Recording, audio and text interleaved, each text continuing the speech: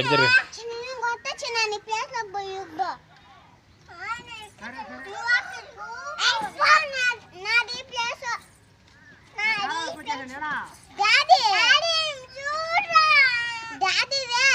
నిన్న lunch time అప్పుడు lunch తింటున్నాము. ముందు ఒక సీట్ లో నేను కూర్చుంటే తర్వాత ఆపిల్ కూర్చునింది. ఆపిల్ ఫ్రెండ్స్ అందరినీ అడిగింది, రణ్వీర్ అడిగింది. ముందు నేను కాదు మీద కూర్చునింది అని జాను.